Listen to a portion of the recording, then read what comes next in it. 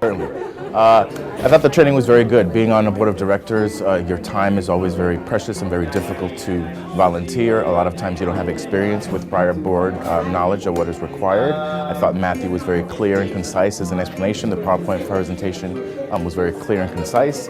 Sheila also added very good points that I thought everybody took away with a good idea of what nonprofit board structure should look like, what the requirements are, the fiduciary duties, the requirements with the federal and the state level, and also how to, I guess, build a better board or make sure that the people who compromise the board of directors understand their requirements ethically, morally, financially, etc. So I thought it was a wonderful presentation, and I'm very pleased to go back to my board and give them some of the training that I received today.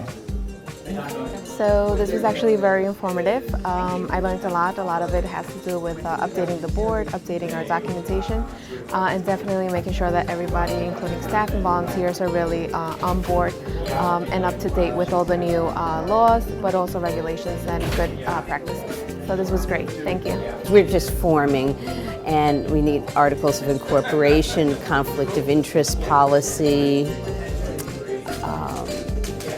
I'm trying to think of just have to review my notes and figure out all the other things.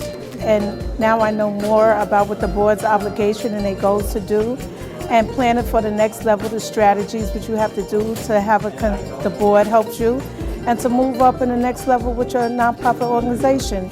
Knowing more about the bylaws, the new laws, and just staying focused and just knowing that you have to always learn more about your corporation to be successful. His review was perfectly timed, since that is a responsibility of the board to annually look at its bylaws, procedures, and responsibilities. Be constantly vigilant in reviewing your procedures and keeping your paperwork up to date, particularly the minutes of each meeting and getting a regular budget report on your financial expenditures. Take home information that we learned about the new laws, how it's changed, and what's the raised in different things, and how we have to be more vigilant when it comes to the audit, as well as our financial responsibility.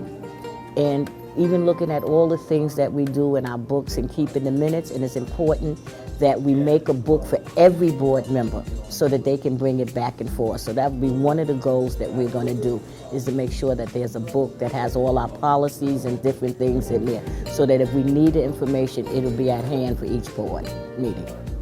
I am coming here from a Bronx senior center, my neighborhood senior center, in a neighborhood that is not getting sufficient support for young families.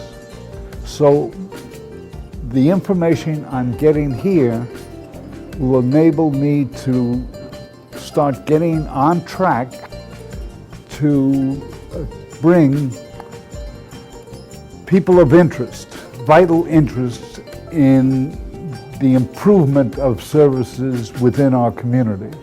Then I can take the information I got this morning and begin to apply it to my community's need for vital services and the support from institutions, funding institutions.